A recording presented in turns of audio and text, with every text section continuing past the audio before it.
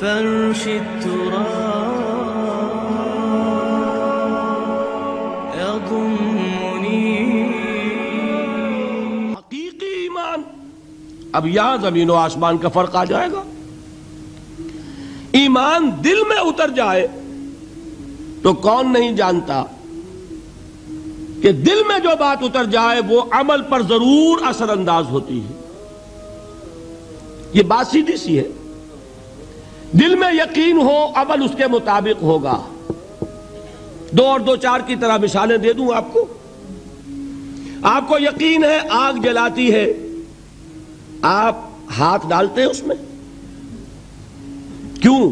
یقین ہے کہ جلاتی ہے, لہذا کوئی شخص ہاتھ نہیں ڈالے گا. غلطی سے پڑ جائے تو پڑ جائے, جان بوجھ کے کون ڈالے گا؟ اچھا, میں بلکہ یہاں تک کہا کرتا ہوں کہ یقین تو بڑی دور کی شے ہے. گمان بھی ہو, گمان, اس کا نتیجہ بھی عمل میں نکل آتا ہے. کون شخص نہیں جانتا کہ سارے سانپ زہریلے نہیں ہوتے؟ معلوم ہے نا. لیکن جو سانپ ہے پتہ نہیں کم بخت یہ زہریلا ہو, ہے کہ نہیں؟ یقین نہیں ہے کہ یہ زہریلا ہے. ہو سکتا ہے کہ زہریلا ہو, صرف زن ہے نا, آپ قریب پھٹکتے ہیں اس کے. معلوم ہوا کہ یقین تو بڑی شے ہے. وہ تو میں نے اقبال کے آپ کو شعر سنایا بارہا. یقین پیدا کرے ناداں یقین سے ہاتھ آتی ہے, وہ درویشی کے جس کے سامنے جھکتی ہے فغفوری. یہ اولیاء اللہ کون تھے؟ صاحب یقین ہی تو تھے, اور کون تھے؟ جن کے سامنے بادشاہ جھکتے تھے. شیخ عبد القدوس گنگوہی رحمت اللہ علیہ کس زمانے میں تھے؟ یہ ابراہیم لودھی اور اکبر کا زمانہ, بابر کا زمانہ, جب جنگ ہوئی ان کے مابین. ابراہیم لودھی چل کر آیا ہے کہ بابر آ گیا ہے, میں جا رہا ہوں مقابلے کے لیے, پانی پت کی پہلی جنگ ہونے والی ہے, میرے لیے دعا کر دیجئے.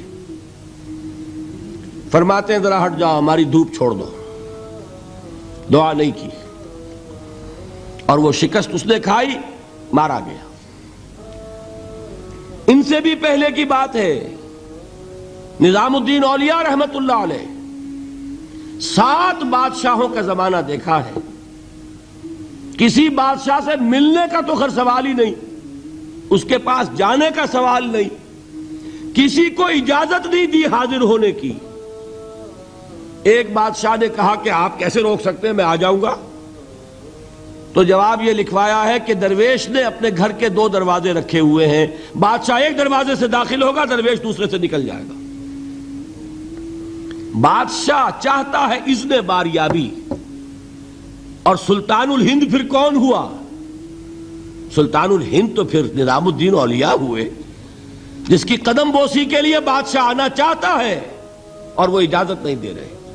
اس لیے ان کا نام ہے سلطان الہند, حضرت نظام الدین اولیاء رحمت اللہ علیہ.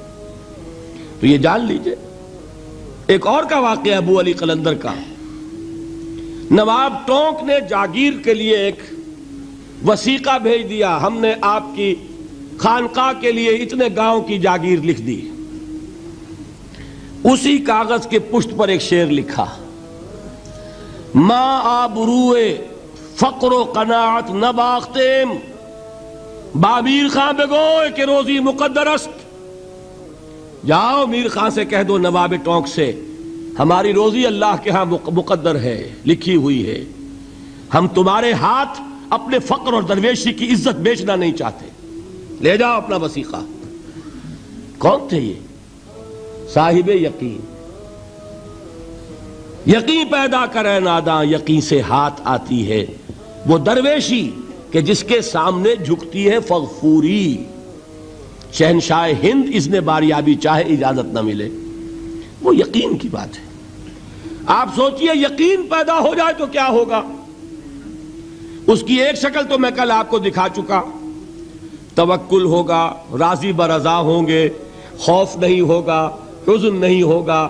ڈر کاہے کا؟ میرا محافظ میرا رب.